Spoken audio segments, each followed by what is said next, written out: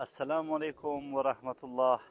आज स्विट्ज़रलैंड के इस खूबसूरत मकाम इंटरलॉकन से मैं फ़ैशन इंडस्ट्री और इसमें जो जिद्दत आई है, तेज़ रफ्तार सनतों का जो क़याम हुआ है, उससे जो असरात हमारी ज़िंदगी पे पड़े हैं, इसके नुकसानात क्या हैं, फ़वाइद क्या है, इससे कैसे बचा जा सकता है और माहौलियाती असरात इसके इंतहाई संगीन हो चुके हैं। इस पर आज मैं बात करना चाहता हूँ कि फ़ैशन इंडस्ट्री में ये जो तेज़ी आई है और जो सस्ते कपड़े हैं, महंगे कपड़े हैं, उसके असरात को हम कैसे कम कर सकते हैं और इसके नुकसानात से हम कैसे बचेंगे, इस पर आज मैं बात करना चाहता हूँ। यकीनन आप मेरी वीडियोस को लाइक करते हैं, मेरे चैनल्स को सब्सक्राइब करें, मुझे लाइक करें और लोगों के साथ भी ये खूबसूरत बातें आप शेयर करें। तो फ़ैशन इंडस्ट्री आज दुनिया की सबसे बड़ी और तेज़ रफ्तार सनतों में से एक समझी जाती है और इसके जो माहौलियाती असरात है वो भी इंतहाई संगीन है, उससे भी हमें बचना है। जो फ़ैशन इंडस्ट्री है, ख़ास तौर पर फास्ट फैशन, तेज़ी से तैयार होने वाले जो सस्ते कपड़ों की पैदावार है, उसने माहौल पर बहुत गहरे असरात मुरतब किए हैं और पूरे माहौल को डिस्टर्ब किया है। इसके नतीजे में जो कुदरती वसाइल है उसका ज़िया भी हो रहा है, पानी की आलूदगी भी हो रही है, कार्बन का अखराज हो गया और ज़मीन पर जो फजला है वो भी बहुत तेज़ी से बढ़ रहा है। ये भी ज़मीन को काफ़ी मुतासिर कर रहा है। अब फ़ैशन इंडस्ट्री में जो कपड़े बनाने का अमल है, बड़ी मिक़दार में उसमें पानी का इस्तेमाल होता है। पानी के मसाइल वैसे भी पूरी दुनिया में बहुत ज़्यादा बढ़ गए हैं। अब ख़ास तौर पर अगर आपने नोट किया है तो कपास की पैदावार के लिए भी बहुत ज़्यादा पानी की ज़रूरत होती है। कपास जब बनता है उसे पानी की मिक़दार बहुत ज़्यादा चाहिए होती है। एक रिपोर्ट के मुताबिक एक जीन्स जब बनता है जो पूरी दुनिया में अरबों मुसलमान और सारी दुनिया के इंसान पहनते हैं, तो एक पेंट बनने में 7,000 लीटर पानी वो इस्तेमाल होता है। अब इसके असरात क्या होते हैं? कीमियाई आलूदगी भी इससे बढ़ती है, कपड़े रंगने और जो प्रोसेसिंग इसका होता है वो इंतहाई ख़तरनाक केमिकल से होता है। अब फैक्ट्रियों से जो पानी खारिज होता है वो हमारे झीलों में, दरियाओं में, समंदरों में आकर गिरता है, उससे भी जो आबी जानवर हैं वो मुतासिर होते हैं। ये केमिकल्स ना सिर्फ पानी को आलूदा करते हैं बल्कि हमारे ये जो जानदार है पानी के, उनकी सेहत पर भी इसके बुरे असरात मुरतब होते हैं। वही जानदार, वही चीज़ें समंदरी वो फिर हम मछली की शक्ल में खाते भी हैं, हमारी सेहत के लिए भी वो फिर नुकसानदेह होते हैं। तो फैशन इंडस्ट्री एक बहुत बड़ा मसला बन चुका है। इससे जो फजला निकलता है वो भी पूरी दुनिया के लिए इंतहाई ख़तरनाक है। अब फैशन के बायस लोग सस्ते और गैर मयारी कपड़े ख़रीदते हैं जो चंद बार पहनने से बिल्कुल ज़ाया हो जाते हैं।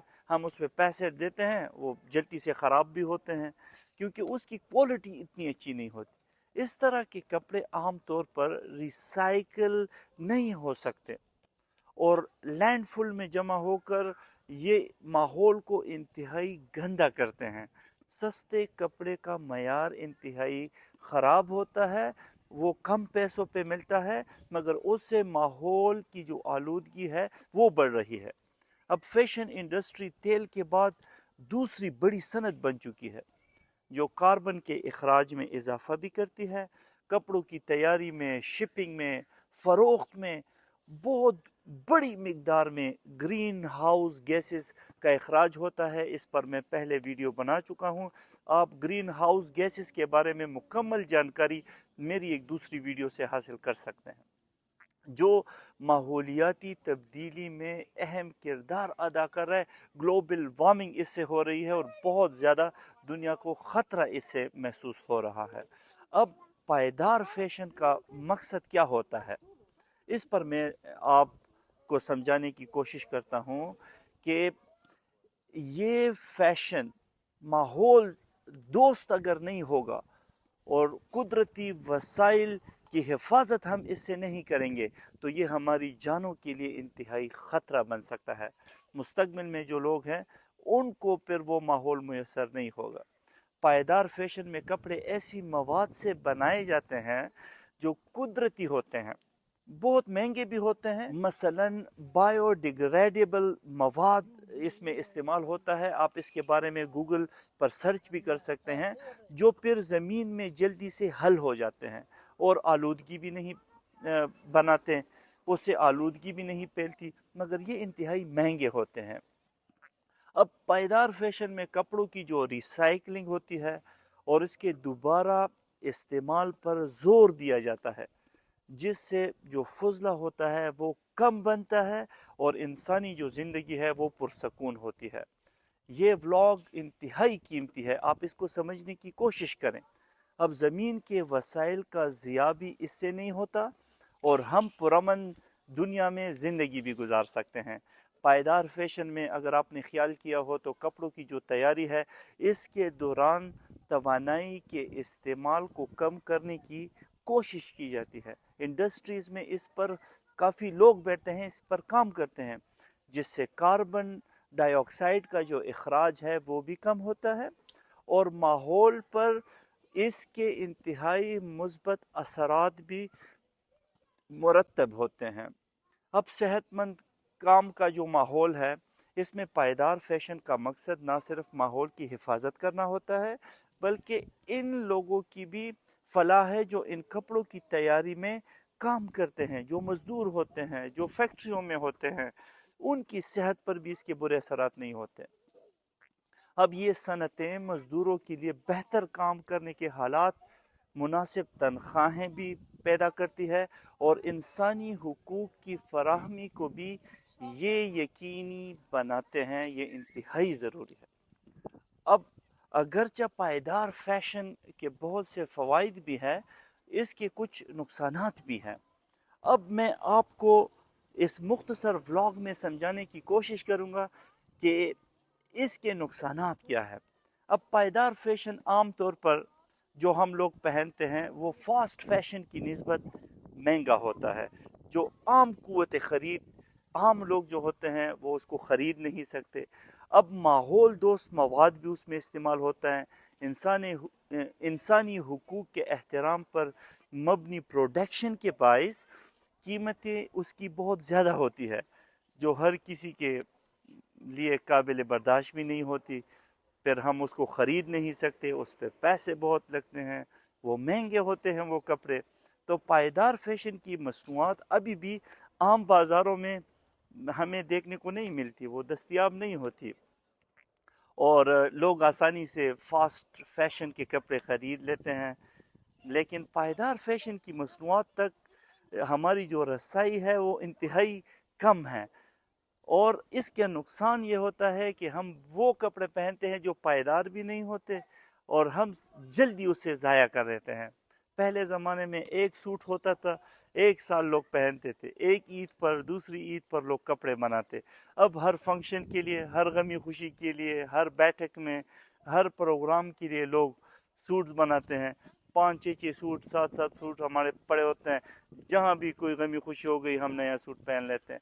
اب اتنی زیادہ ہمارے کپڑوں کی ڈیمانڈ بڑھ گئی ہے کہ جس کے لیے اب فیکٹریاں بھی صنعتیں بھی وہ معیاری چیزیں نہیں بناتی, وہ عام چیزیں بناتی ہے جو سستی بھی ہوتی ہے اور 2-4-5 دفعہ استعمال کے بعد وہ ضائع بھی ہو جاتی ہے. پائیدار فیشن کی جو مصنوعات ہیں وہ ابھی بھی عام بازاروں میں کم دستیاب ہوتی ہے. لوگ آسانی سے فاسٹ فیشن کے کپڑے تو خرید لیتے ہیں لیکن پائیدار فیشن تک رسائی انتہائی محدود ہوتی ہے. اب پائیدار کپڑوں کی تیاری میں وقت بھی زیادہ لگتا ہے, اس کی محنت بھی زیادہ ہوتی ہے, مزدوروں کو کام کا معاوضہ بھی زیادہ دینا ہوتا ہے, جس سے پیداوار کی جو رفتار ہے وہ بھی انتہائی کم ہوتی ہے. اس پہ خرچہ زیادہ ہوتا ہے تو اس لیے وہ کپڑے مہنگے بھی ہوتے ہیں. اب تمام صنعتیں تیزی سے کپڑے تیار کرنے کے بجائے معیار پر زیادہ زور دیتی ہے. اب اسلام میں فیشن اور ماحول سے متعلق ہمیں جو رہنمائی فراہم کی گئی ہے، اب میں اس پر مختصر بات کرنا چاہتا ہوں کہ اسلام ہمیں کیا کہتا ہے۔ اسلام ہمیں اعتدال پسندی کا کہتا ہے، توازن کی ہمیں تعلیم دیتا ہے۔ اس میں فضول خرچی بھی نہیں ہوگی، اسراف بھی نہیں ہوگا، اور ویسے بھی اسلام نے ہمیں اسراف سے سختی سے منع کیا ہے۔ اسلام میں ہر چیز کو ماحول دوست اور معاشرتی بھلائی کے طور پر استعمال کرنے کی ہمیں تلقین کی گئی ہے۔ اب قرآن اس کے بارے میں کیا کہتا ہے، اور اللہ کے حبیب حضرت محمد صلی اللہ علیہ وآلہ وسلم نے ہمیں کون سا راستہ دکھایا ہے۔ اب قرآن میں اللہ رب العزت خود فرماتے ہیں کہ کھاؤ پیو اور فضول خرچی نہ کرو۔ اللہ رب العزت نے ہمیں فضول خرچی سے منع کیا ہے، اور پھر فرمایا قرآن میں بے شک اللہ فضول خرچوں کو پسند نہیں کرتا۔ سورہ اعراف کی آیت نمبر 31 کا ترجمہ میں نے آپ کو پڑھ کے سنایا ہے۔ یہ آیت ہمیں بتاتی ہے کہ کھانے پینے اور دیگر چیزوں میں اعتدال پسندی انتہائی اہم ہے۔ اب فیشن کے معاملے میں یہ ہم اس پر لاگو کر سکتے ہیں کہ ہم کیوں اسراف کریں، ہم کیوں فضول خرچی کریں، ہم کیوں زیادہ کپڑے خریدیں، ہم کیوں فضول پیسے ضائع کریں۔ ہمیں دونوں جہانوں کے سردار خاتم الانبیاء نبی کریم صلی اللہ علیہ وآلہ وسلم نے فرمایا ہے، ہمیں حکم دیا ہے کہ اللہ تعالیٰ کو اعتدال اور میانہ روی پسند ہے۔ اب اللہ کے حبیب نے ہمیں بتایا، اس کا مطلب کیا ہوا؟ اس کا مطلب یہ ہے کہ اسلامی تعلیمات ہمیں ہر کام میں توازن رکھنے، فضول خرچی سے بچنے اور اعتدال پسندی کی ہدایت کرتا ہے۔ اگر ہم اعتدال پسندی سے، فضول خرچی سے بچیں گے، اسراف سے بچیں گے، ہم زیادہ پیسے نہیں اڑائیں گے اور ہم فضول خرچیاں نہیں کریں گے، اللہ رب العزت ہماری زندگی کو خوشگوار بنائیں گے۔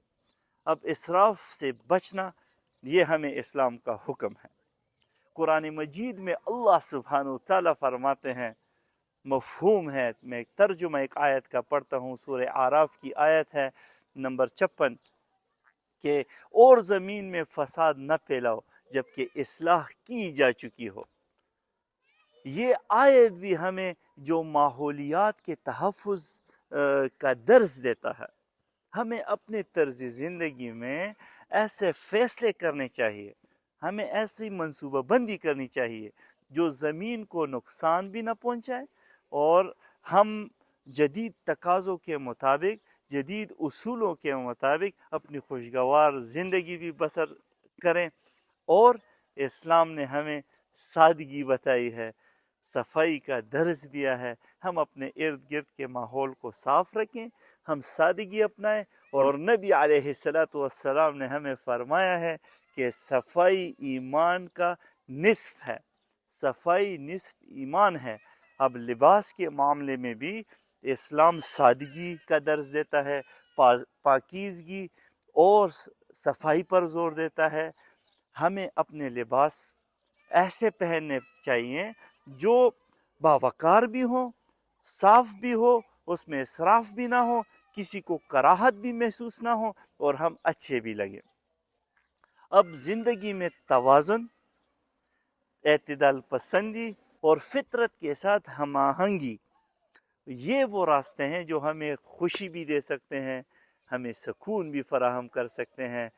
آج کل کی دنیا میں فیشن لباس، ظاہری جمالیات، ظاہری حسن، اپنے کردار کو ایسے پیش کرنا جیسے میں بہت بڑا نواب ہوں، تو اس سے ہمیں بچنا ہے۔ ہمیں اسلام نے سادگی بتائی ہے، صفائی کا درس دیا ہے۔ اللہ رب العزت نے آپ کو اور مجھے جو کچھ عطا کیا ہے، ہم اس پر شکر کریں۔ خدا را ہم ایسے کام نہ کریں جو ہمارے اندر کی روح کو بھی تڑپا دے۔